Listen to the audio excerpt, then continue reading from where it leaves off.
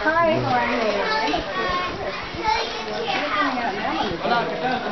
Hola. We do have internet access in this classroom. This room remains locked at all times. The kids do not have access to this room without an adult. We do have the computers lined up on the wall, so if a teacher brings a class in here, they can see all the screens simultaneously and can see what the kids are doing and monitor that. The kids have to sign in, and then we also have the printer in here so they can print out the things that they find. And then we have computer classes in here. The kids can play educational games. We have educational games on the computers. We also have some of the classes that are learning Microsoft Office, so when they leave here they'll be proficient in Word, Excel, Publisher, those types of things. So we do have the kids working on those types of skills as well. And we also have a couple typing classes to get the kids used to typing instead of doing this. Because our kids don't have the, it's not like we don't have the texting going on like they have in the States. We're trying to teach them correct typing. This is our secondary building, so all of our secondary classes, except for the ones downstairs, are up here. We have the main office. Across from that is the legal director's office. We have a Honduran legal director. She and I basically work together to run the school. She's the one that makes sure that we stay legal and we're meeting all of the education laws for Honduras. So she attends all the district meetings, does all the paperwork, and then we work together to make sure that we are meeting all of the standards correctly. And then these are our classrooms.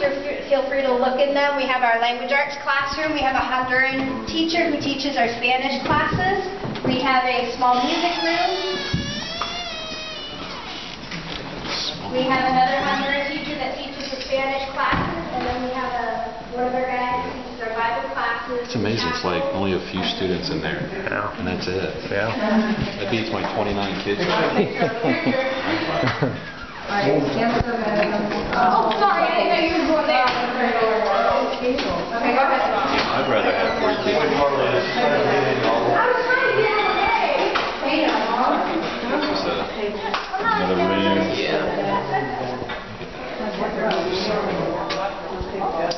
I'm going to back it up right here. Is that good? Just trying to get good.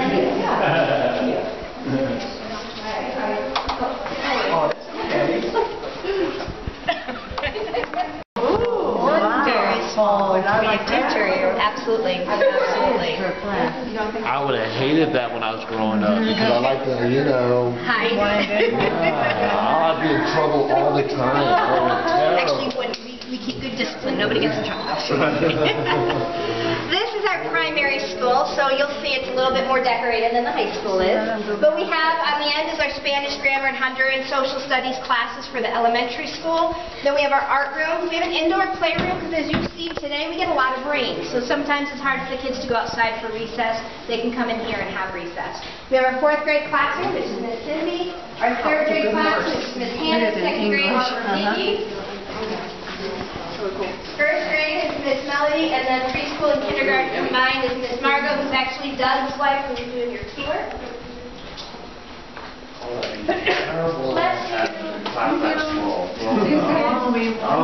Third grade, Miss Hannah's room. Like, I was in elementary school. Wow. One of them is 2.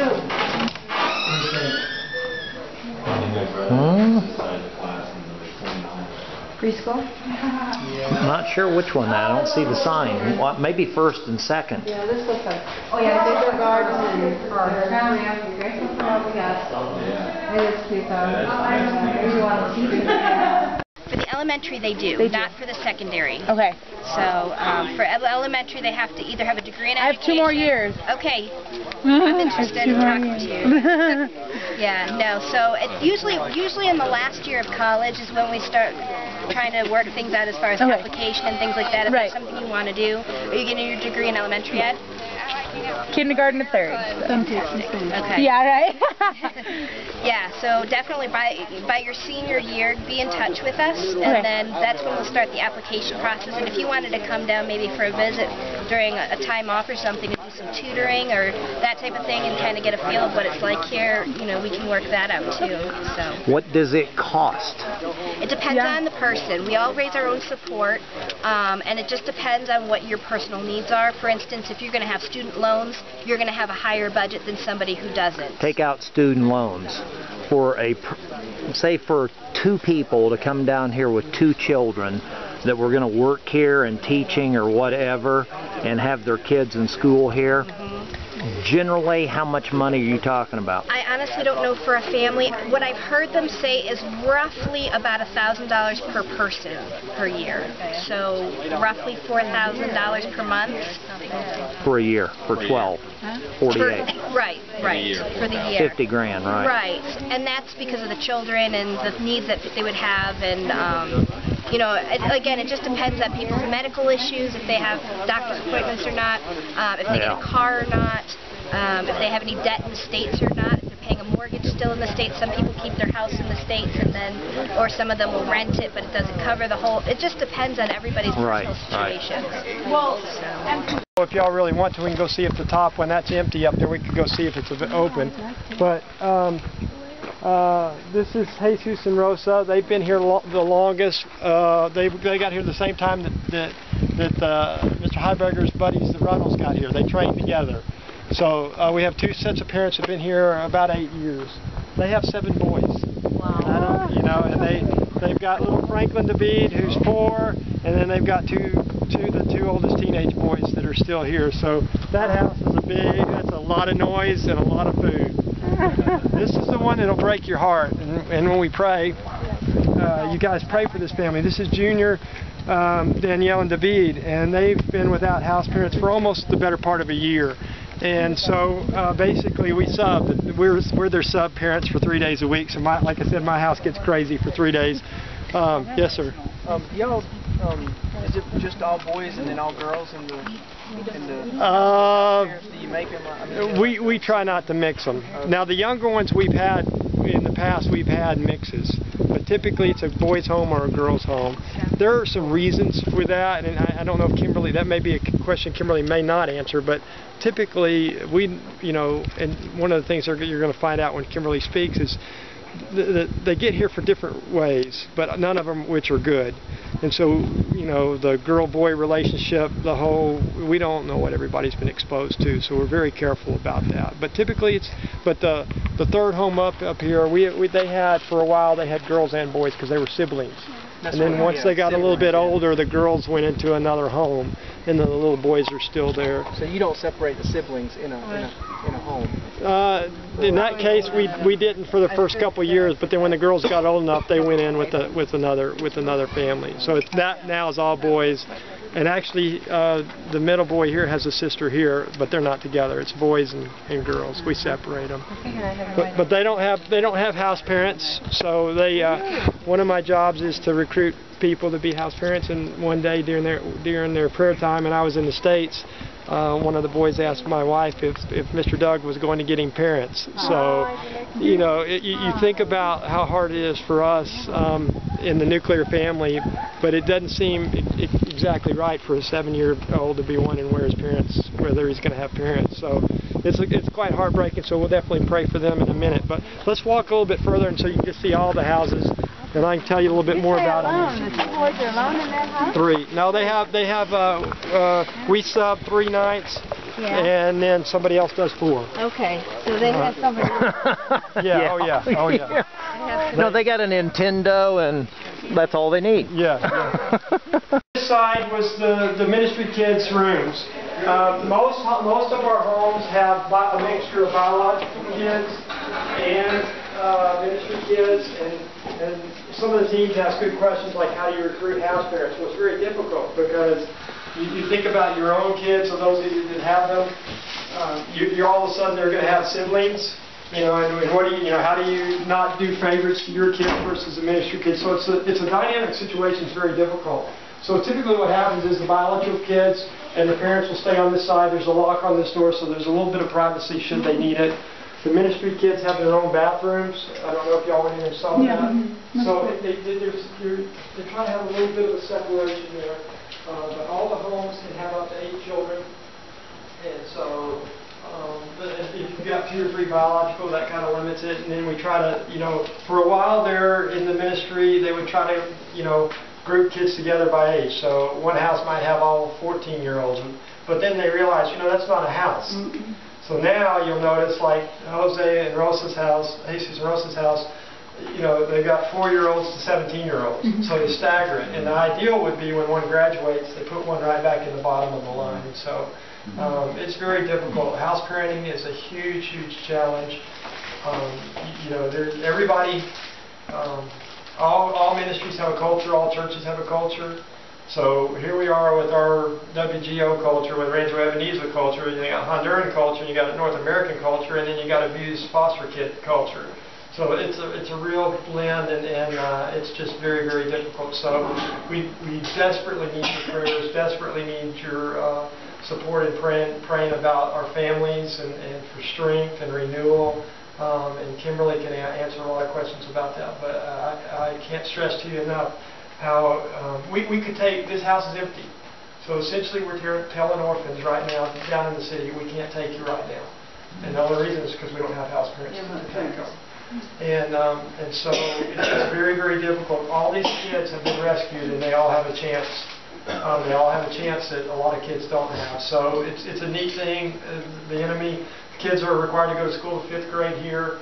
And, we get them, when we get them until they're 18 and they graduate with a bilingual Christian education. So what a blessing that is. So before we go eat, we're going to leave here and go back down to the Casa Grande. But somebody pray for our ministry homes and the house parents and for the vacancies for us.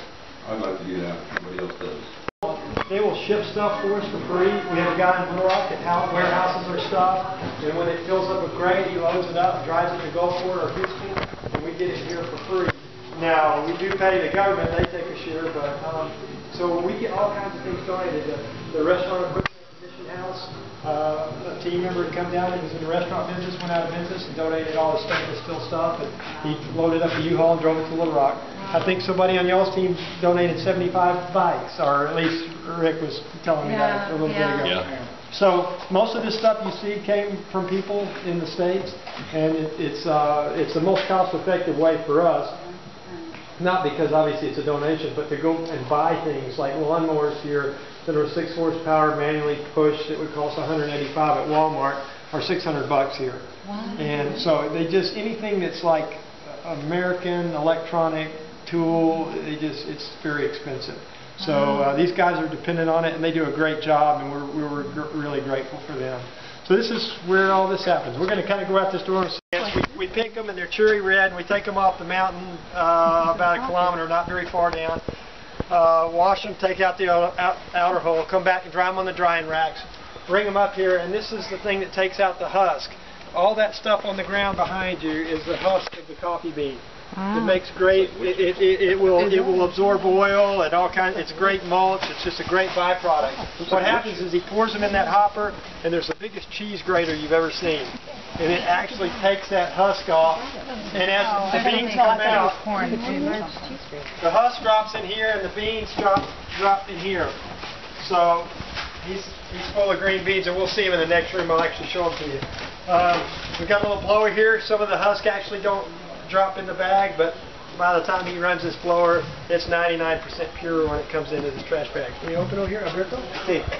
Okay, let's go next door. This is where all this happens. There's a guy named Al Reynolds, who's the longest running house parents with Don Jesus. He's from Little Rock too. Didn't know him, never heard of him until I moved down here. And he runs our coffee production. There's a picture of him back here on the wall. He's obviously the North American on the left. That was Pablo David you saw in the air, and Javier on the other. That's our ag ride team. We picked a net of about 17,000 pounds of coffee this last year. What I mean by net is by the time you take the husk off and everything, we get about 17,000 pounds. Of that, we get about 15,000 that we produce. He'll pour in 6 pounds of coffee beans in here. and what he gets out of here is about 5, so we lose a little bit. What comes to that room right there is this. This is the bean with the outer husk, and it's been washed and dried. So nobody buys it in this form because it adds unnecessary weight. So we don't export any like this, but this is what it is with the husk on it. This outside shell is what you see on the ground out there. Obviously the next step is the green bean, and we do export this. We sell this 2 different places currently, and we're open for others. So if anybody wants to buy green beans from us, you're welcome to it. So what happens is he pours in 6 pounds, turns this thing on to 430 degrees. That's a medium roast. We do all ours on medium roast right now. We're experimenting with dark roast. A couple things you may not realize. I told you there's 2 kinds, the Arabica and Bustica. Bustica is the Maxwell House Folgers. It has more caffeine, so that's why a lot of people still drink it. The ones that have more flavor are the Arabicas. I didn't know this, but dark roast actually has less caffeine, because basically what happens is when you set this he sets this to 430, pours the beans in it, it immediately drops to about 200 degrees. And it's turning around this cylinder right here. Here's the axle. You can actually see it in that glass. As it's turning, it's slowly heating back up. When it hits 428, it starts popping. And at 430, he opens this and it comes into here. Now, if he wants a dark roast, it's just a matter of raising the temperature. But the problem is it changes the acidic nature of the coffee, and the flavor changes. So yes, it may be more bold and it may be dark, but it basically nukes out a little bit of the flavor, and it nukes out the caffeine. So for all you that want the caffeine, drink coffee with the caffeine, drink medium roast. But so we're playing around with that right now. We saw it in the I have been told wrong. That's right. So would I. That makes 2 of us. We don't do any decaf, because that's a very serious process, and there's a lot of chemicals involved. We don't do that. I doubt we ever will, but we will end up having multiple offerings in terms of how we roast it. It's just packaging is an issue. So right now we sell 1 pound packages. Most people in the state now sell 12 ounce. So we'll eventually, once we run through our packaging like this. We do this all right here. Basically 3 guys do it. After this cools enough to touch, he pours it out of here into this bucket, and he puts it over here on these drying racks. And he's been experimenting. He's got a little bit of spray around here, right here. He's been experimenting, spraying it with water to cool it faster, because it's just like tea. If you cool it faster, it retains more flavor.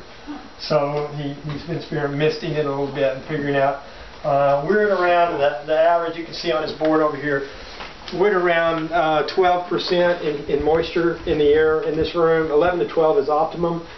The room right behind us that we don't go into is only 6%. And we store our coffee in there, and that room right next door is about 14%. We do store some coffee in there.